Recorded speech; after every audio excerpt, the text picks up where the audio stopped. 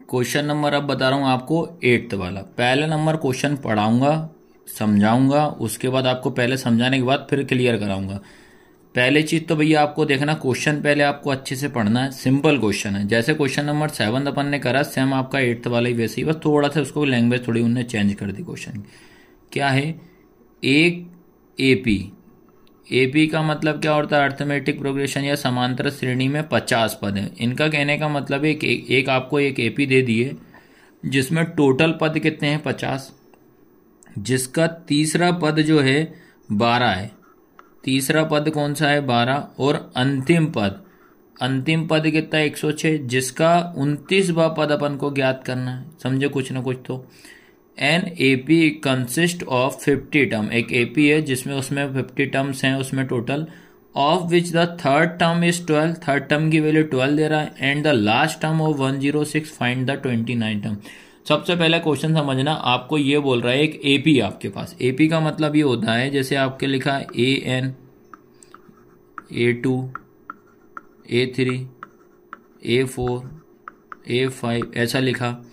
कहीं पे आप इधर होगा आपका A12 डेड डेड डेड डेस, यहाँ पे होगा A29 डेड डेड डेड डेस, फिर लास्ट में लिखा है A50।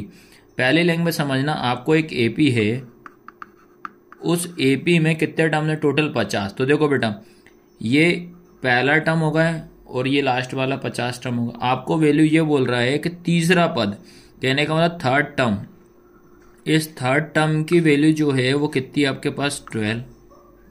थर्ड टर्म की वैल्यू कितनी दी है आपको 12 दी है।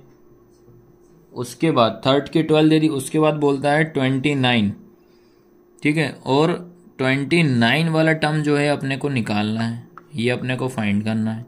उसके बाद बोलता है अंतिम पद या लास्ट टर्म। अंतिम और लास्ट का मतलब ये होता है, तो ये होता है आपका अंतिम और लास्ट। तो इसकी वैल्यू कितनी दे रहा है बेटा 106। अब बताइए क्वेश्चन समझ में आया कि नहीं।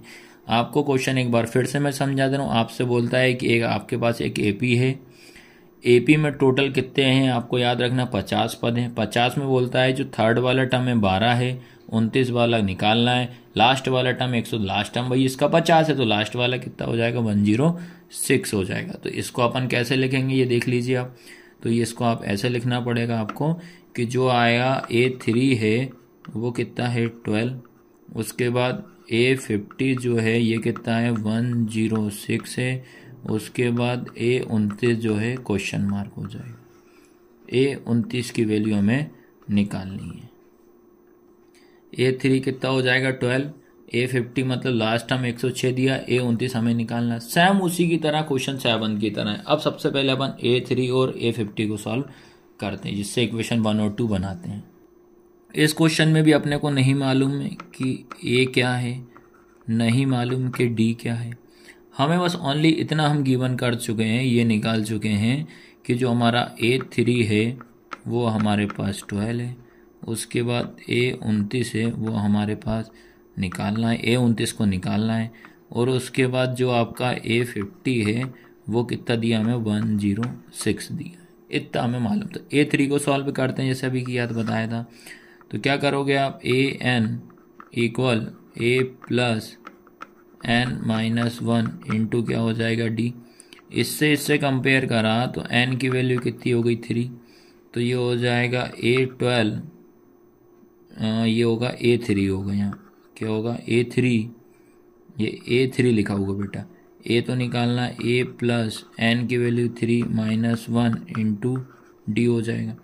फिर से A3 इक्वल A प्लस ये कितना हो जाएगा 2D, फिर A3 की वैल्यू कितनी दी है 12 इक्वल हो जाएगा A प्लस 2D।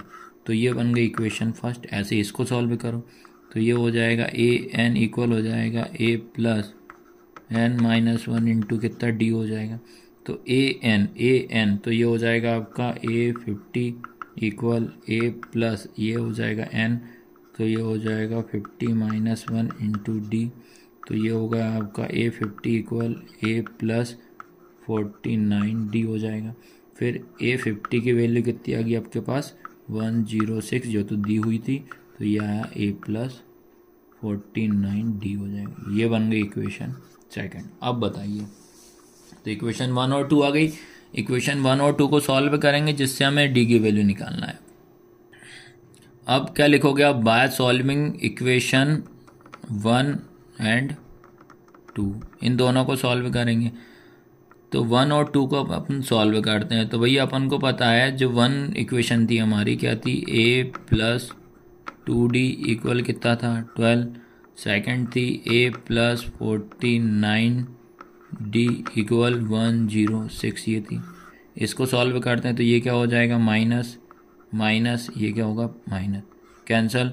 49 में से अपन क्या करेंगे, 2 का जाएगा तो कितना बचेगा 47d बचेगा। 49 बड़ा है तो माइनस का। इसके बाद 106 में से अपन 12 माइनस करेंगे तो 94 बचेगा। 106 बड़ा है तो माइनस, इससे ये कैंसल। तो आपका बचा 47d इक्वल 94, फिर इंटू का डिवाइड में चला जाएगा, d इक्वल 94/47। इससे ये कैंसिल करोगे तो 2 बार में पूरा कैंसिल हो जाएगा। तो बेटा आपकी जो d की वैल्यू है वो कितनी आ गई, 2 आ जाएगी। आया सबको समझ में कि नहीं आया, d की वैल्यू कितनी आ गई, 2 आ जाएगी। अब क्या करना पड़ेगा, निकालना हमें a की वैल्यू। तो क्या लाइन लिखोगे, put the value d equal 2 in equation 1। क्या लिखोगे, d का मान समीकरण 1 में रखने पर इस तरीके से आपको लिखना पड़ेगा। ये पुट लिखा हुआ है। फिर आया आपका क्या है, पहली इक्वेशन है a प्लस 2d इक्वल कितना होगा 12। तो a का a रहेगा प्लस 2 इंटू 2 हो जाएगा इक्वल 12 हो जाएगा। इस d की वैल्यू कितनी रखी अपन ने 2, तो ये हो जाएगा a प्लस 2, 2 जा कितना हो जाएगा 4 इक्वल कितना हो जाएगा 12।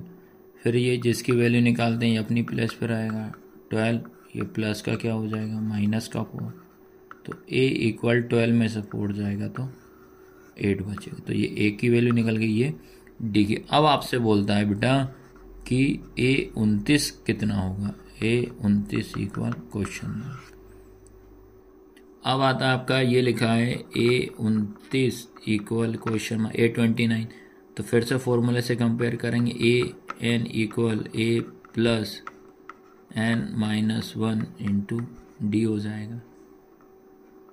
फिर ये होगा आपका a 29 इक्वल, a की वैल्यू अपन निकाल चुके, a कितना था आपका 8 प्लस n कितना है 29 माइनस 1 इंटू डी कितना आपका, ये भी निकाल चुके, d आपका 2। सबसे पहले इसको माइनस करो तो a 29 इक्वल 8 प्लस 29 में से बन जाएगा 28 इंटू 2। फिर होगा a 29 तो 8 प्लस इन दोनों का इंटू करो तो आएगा बेटा आपका 56 हो जाएगा। फिर a 29 इक्वल दोनों को 8 करोगे 64 हो जाएगा। तो बेटा इस तरीके से इस क्वेश्चन को आपको सॉल्व करना है। अब तो मैं बता दे रहा हूँ आपको, थोड़ा थोड़ा तो सिंपल लग रहा होगा किस तरीके से इन क्वेश्चन को आपको सॉल्व करना है।